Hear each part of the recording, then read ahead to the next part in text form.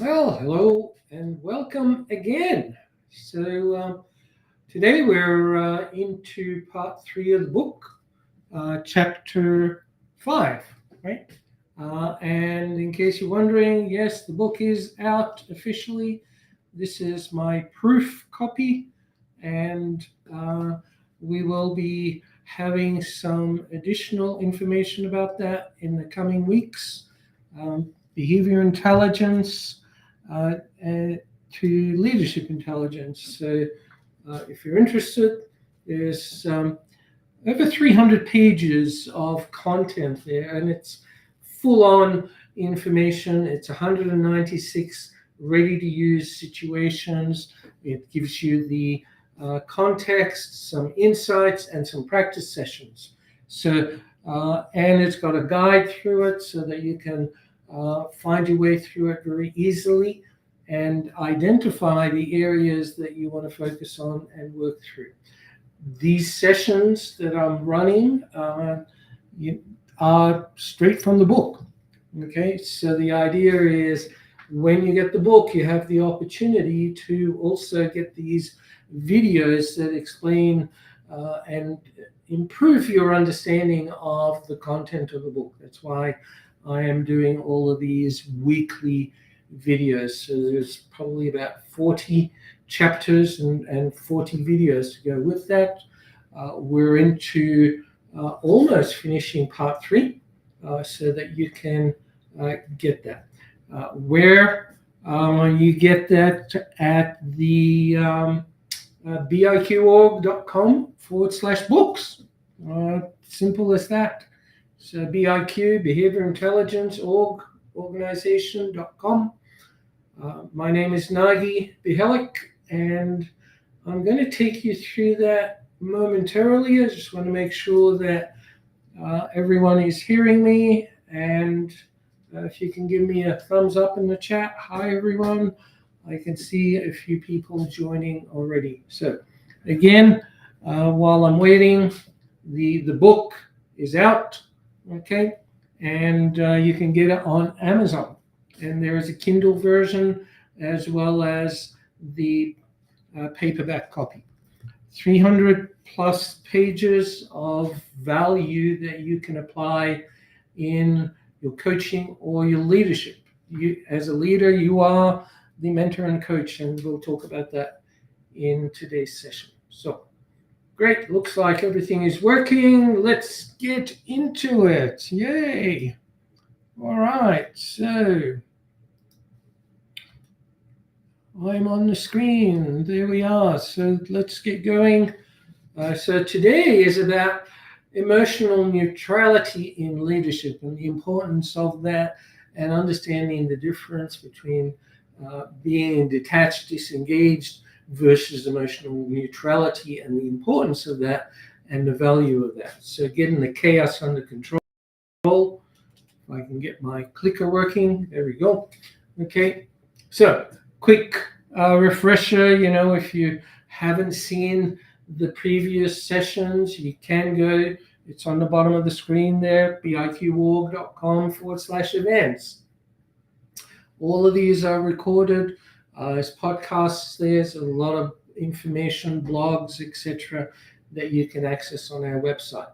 But a quick refresher is, your team watches how you react, not what you say. So it's walk the talk, right?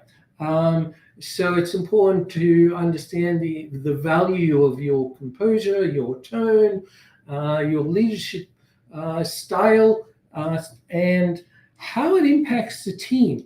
And that's really what this whole part of the book is about, is understanding your impact on the team and its observable behavior. This is behavior intelligence, people. So you want to get to be an intelligent leader, you need to understand the behaviors, your behaviors, and the behaviors of others. So you can predict their behaviors. And more importantly, they start to be able to predict your behavior, and that will create either heightened stress in the environment in your workplace, or it will reduce the stress. And as you know, calm people think logically. They get a lot more done. They're far more effective when you have that. So that's why this part of the book is so important. Understanding your impact on others. So most leaders, and I've been there. So, I'm not talking, just straight out of textbook. This is stuff that I've captured and made notes about. And, this book is about real life situations that I've experienced and documented and researched. And now it's all in the book for you to use. Leaders, and as I said, I've done this, snapping under pressure, or, when someone does something wrong, you blow up, you're reactive, you wake up in the middle of the night and you're panicked and you're sending out all these nasty messages that just create more chaos. Okay, they are not helpful behaviors. Okay, your behavior is critical in those situations. And people, your team is going to mirror your energy. They're going to mirror, they feed from you. Okay, and so the importance of things is critical, and you need to understand how you show up. We used to joke around, you could have a very stressful day, but as soon as the phone rang and it was a customer, it was a smile on your face, right? Okay, and those things are still relevant. People feel that energy. We have, we find it's important to share at every meeting something personal, and to support each other. All of that is critical information that people want to have as part of the culture. All right, so what are we covering today? We're going to talk about, reacting less. Neutrality doesn't mean being detached. Regulation creates safety. Coaching the behavior, not the emotion, right? Remember that. We've talked about that many times. Your presence, and visible, tangible. I often talk about this.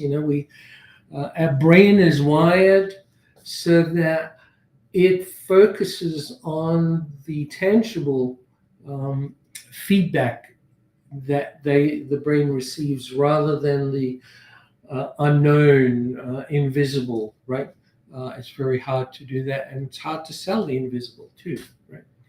So, and how to train yourself. So I'm going to go through all of those. So let's start with number one: react less and lead more, right? So what typically happens is, when the brain is triggered, your rational ability is shut off, turned off, right? Your amygdala is kicked in, you're in fight and flight mode, your prefrontal cortex is not functioning, it's given up all of the energy and focus to that part of your brain. So when we're judging, that's also important. That's really, judging isn't prefrontal cortex. It's an emotion, it's not logic. And we talk about that in one of the other sessions. So emotions take control, fear takes control. You destroy the trust with the team. Okay, and that's really the impact of all of these things that you don't realize you're doing, right? Okay, so the science behind this, if you take just 3 to 5 seconds to pause, allow your part of the brain, the breathing we talked about probably a couple of months ago, right? It's a very simple breathing exercise. Just do it. It only takes a few seconds. 4 seconds in, hold it 4 seconds, out for 6, pause for 2, right? And just repeat that twice, okay? So it allows you to re-engage. It calms you down. It creates a safety within you, but that safety also transfers to the team. You're able to then deal with the chaos logically. You're able to process, and everybody feels that, when you're stressed out and blowing up, everybody is impacted by that. Okay. So the pause drill is important. Okay. You need to recognize that it's physiological. You can feel it. Your heart rate goes up, maybe, or your eyes pop out of your head. We all have those cues, and we need to recognize when we are triggered and how we respond. That's called self-awareness. We're launching LISA, the self-awareness, emotional intelligence, and behavior intelligence assessment. It's about leadership intelligence. For that very reason, is to just see how well people manage that. It's a free assessment, and it links to the book. Okay, so notice your physiology. Count to 3 before replying, or say, I need time to think about this. Right, give me some time to process it, and come back with a proper answer. You're not expected to answer everything on the spot. Okay, that's a self-projected expectation. All right, you don't impress anybody by puking out all kinds of half-baked decisions and making statements that are irrational. Right, they expect you to handle it properly. Okay, so track that and review that yourself. Record it. If you don't measure it, I've talked about it a million times. You can't improve what you don't measure. Measure it, and you will improve it. Okay, so with that, going back, you can start a clipboard or a piece of paper on your desk. Every time you are triggered, put an X there. See how many times, and then at the end of the day, you can reflect on that. What happened? What was the trigger? What could I do differently? Right? These are the practice sessions that you need to keep in mind. So, being neutral doesn't mean you are detached, but it's important. Okay, so it's I talk a lot about judgment. When you are even listening to me, if you have judgments, your brain is shut off. You're not active listening.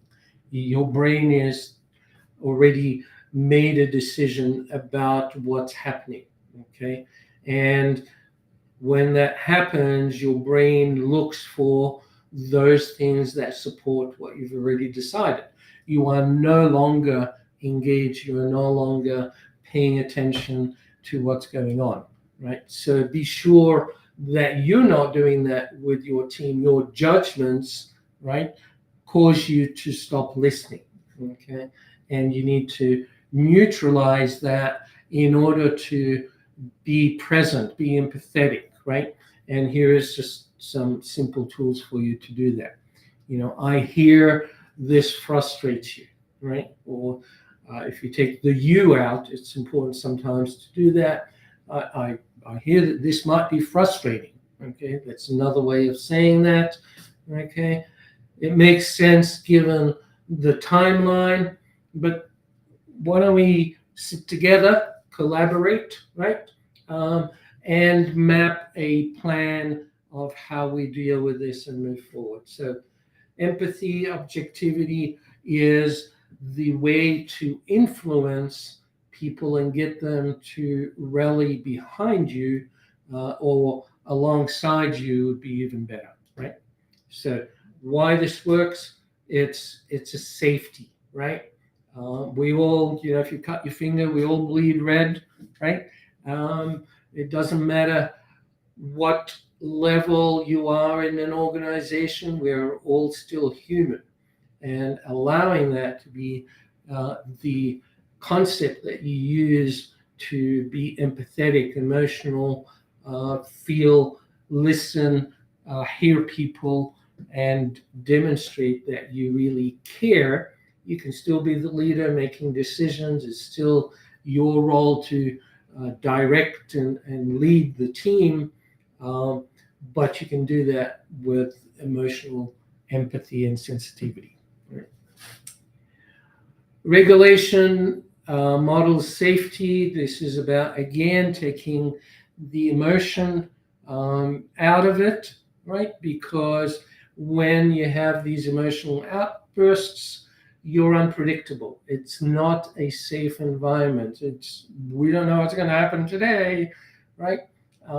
So if you want to create a safe environment, and it's really the foundation to building trust in your organization, you need to start regulating those outbursts, those situations. So simple thing, just let me think on it. Okay, I'll get back to you tomorrow. I'll work on this. All of these kinds of things are important to see. You don't have to have all the answers instantly. That's, again, we call that self-projection. You're putting all of that on yourself. A lot of people throw around the imposter syndrome, and that's even another layer of that, okay?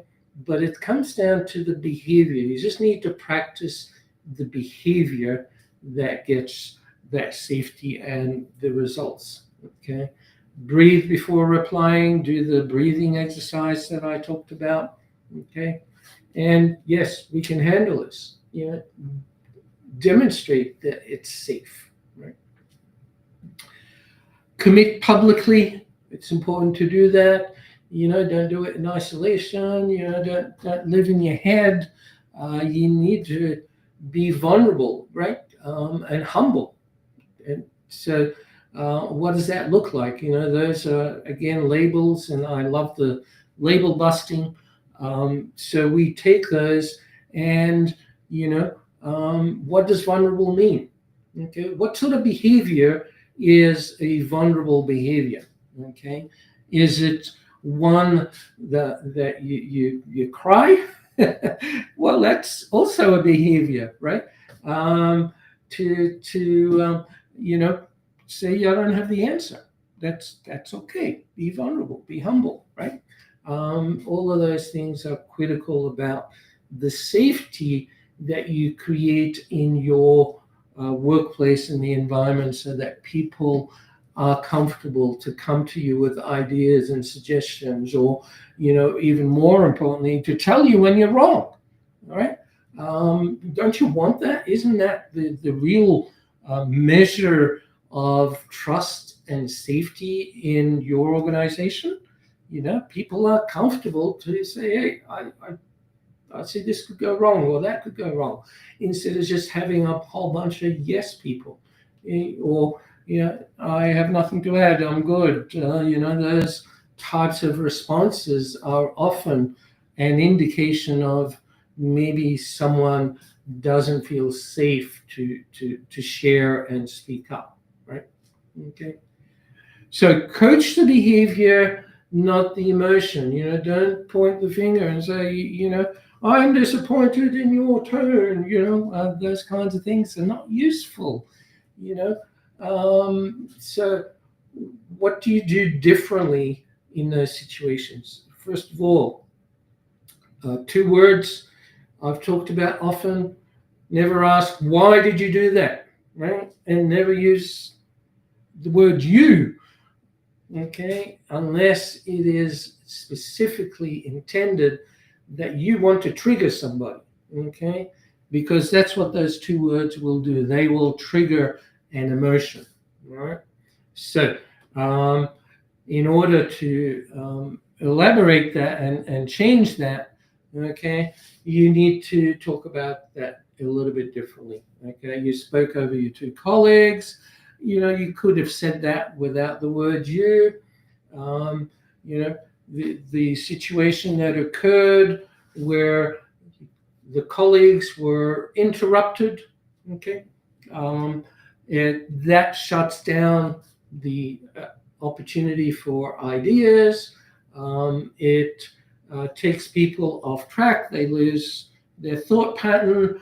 Interruptions are not good, okay? So wait for people to complete first. Let's all wait to do that. Let's be respectful. Okay. And then let's try that out. So we'll practice it, we'll track it, we'll measure it, and feedback then becomes important because, as I said earlier, the invisible, the brain doesn't know how to process. So when you measure it and bring it forward and congratulate people, as we discussed last week, right, you make it tangible. It's the tangible stuff is what is seen as a reward. Okay, when it's invisible, it's not a reward. There is no dopamine hit. Okay, so these things are important for you to practice. 5, presence over performance. Leaders, we've been doing this so much over my whole career, if you like. I've seen this. We always focus on measuring tasks, performance.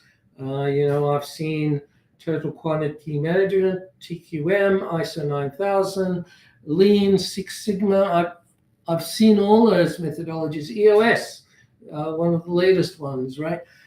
These tend to all focus on the numbers and not the behavior, okay? So the behavior is the critical part that affects those numbers. When you do the behaviors right and you lead properly, the numbers will be exceeded. They will exceed expectations, right? That's my formula.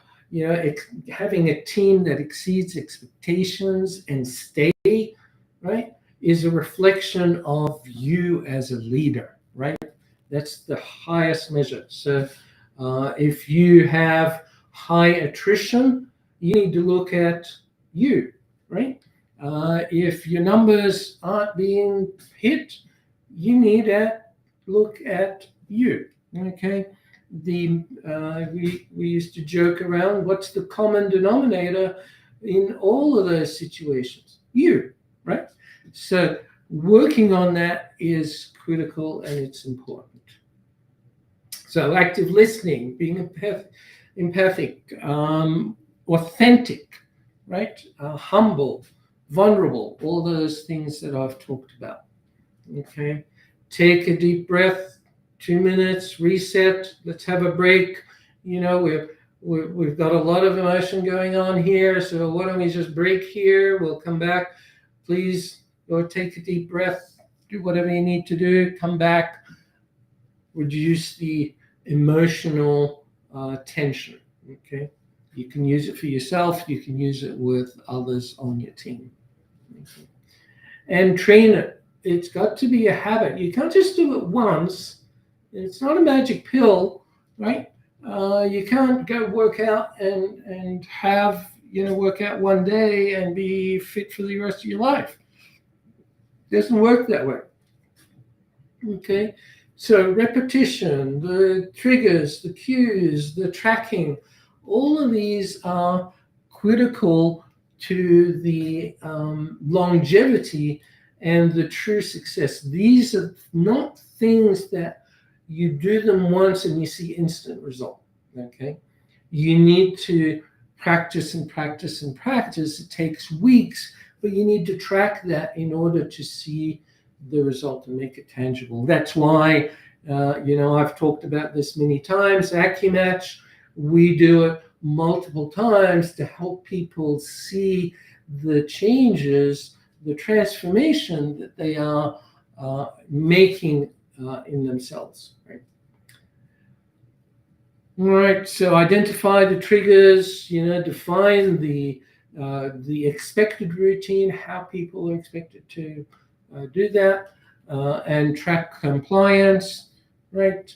And make it a habit. Right. It's like you want it to be unconscious competence, just automatic. Everybody is programmed to respond that way. Okay. Let's integrate it very quickly. All right. So these are the 6 things that I've just covered. the pause, empathy, regulation, coaching behavior, be present, and then build the habit. So when I run this as a workshop, we go through the tracking of this, and we actually do some practice sessions. So if you're interested in joining one of those workshops or the series, do reach out. My details are on the screen there. Nagui at biqorg.com. Okay, so coming up to the end here. All right.